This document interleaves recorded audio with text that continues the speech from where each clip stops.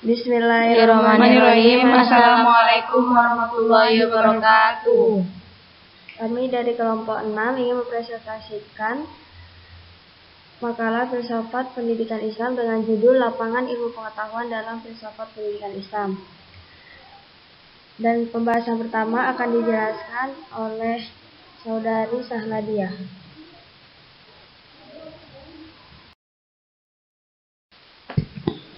Hakikat ilmu pengetahuan. Kata ilmu berasal dari bahasa Arab, alama yang berarti pengetahuan. Kata ini sering disejajarkan dengan kata science dalam bahasa Inggris.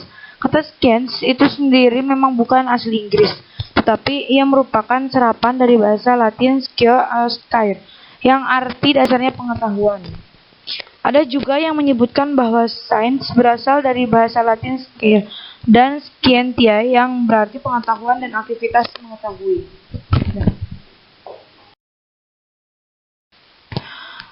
Persoalan apa sebenarnya ilmu pengetahuan telah menjadi perdebatan kaum materialis dan kaum idealis. Kaum materialis hanya mengenal ilmu pengetahuan yang bersifat empiris, dengan pengertian bahwa ilmu pengetahuan hanya diperoleh dengan menggunakan akal atau indera yang bersifat empiris, dan terdapat di dalam materi yang ada di dunia ini. Sedangkan, menurut kaum idealis, termasuk Islam, ilmu pengetahuan bukan hanya diperoleh dengan perantara akal dan indera yang bersifat empiris saja. Akan tetapi ada pengetahuan yang bersifat imateri, yaitu ilmu pengetahuan yang berasal dari Allah sebagai Khalik, pencipta pengetahuan tersebut. Sumber ilmu pengetahuan. Sumber ilmu pengetahuan dalam Islam adalah Al-Quran. Al-Quran adalah kebenaran yang langsung disampaikan Tuhan kepada salah seorang hambanya yang dipilihnya, yang disebut Rasul atau Nabi. Al-Quran di samping mengandung petunjuk-petunjuk dan tuntunan-tuntunan yang bersifat ubudiyah dan akhlakiyah atau moral, juga mengandung petunjuk-petunjuk yang dapat dipedomani manusia untuk mengolah dan menyelidiki alam semesta, atau untuk mengerti gejala-gejala dan hakikat hidup yang dihadapi dari masa ke masa.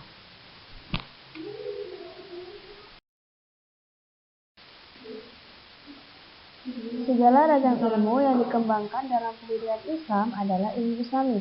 Secara prinsipil, ilmu dan nas yang dikembangkan oleh para pemikir Islam dapat diklasifikasikan sebagai berikut. Dalam pandangan Al-Farabi, ilmu pengetahuan yang bersumber dari Al-Quran meliputi 1. Ilmu bahasa, 2. Logika, 3. Sains yang berisi persiapan tentang ilmu berhitung, geometrik, optik, sains tentang benda-benda samawi seperti astronomi, musik, ilmu pengetahuan, dan sebagainya. 4. Fisika dan metafisika. 5. Ilmu kemasyarakatan.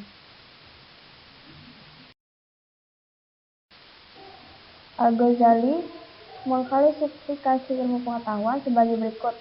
1. Ilmu-ilmu Al-Quran dan ilmu agama. 2. Ilmu bahasa.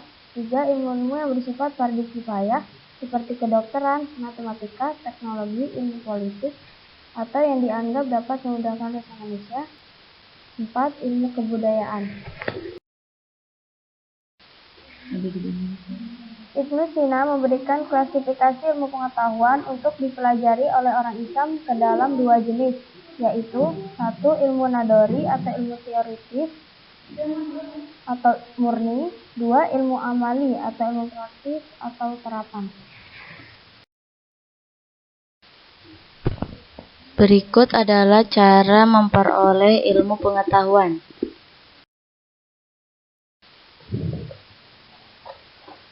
Dalam filsafat ilmu, cara mendapatkan ilmu dinamakan epistemologi.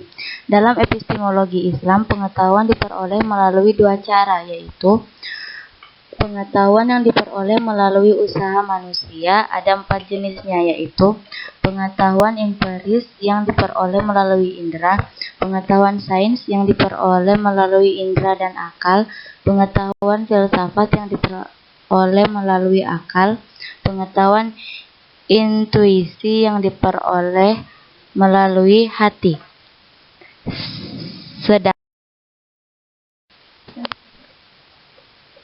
Sedangkan pengetahuan yang diberikan Allah Subhanahu wa Ta'ala berupa wahyu yang disampaikan kepada Rasul, ilham yang diterima oleh akal manusia, hidayah yang diterima oleh hati manusia.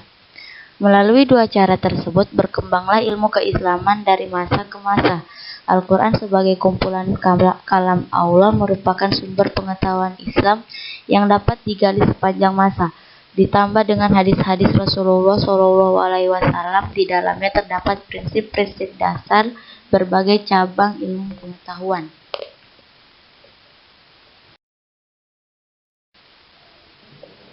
Berikut adalah fungsi ilmu pengetahuan.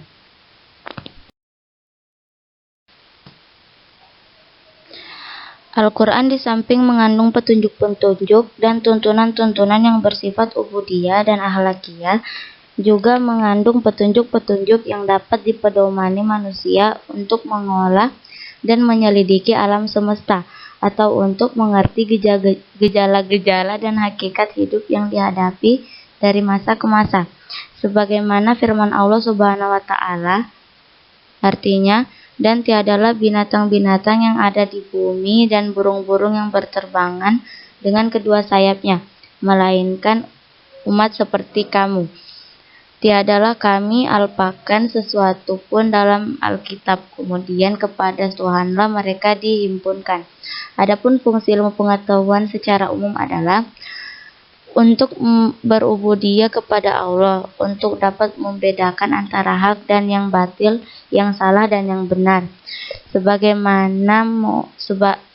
moral untuk mencapai kebenaran dan kebahagiaan hidup di dunia dan akhirat.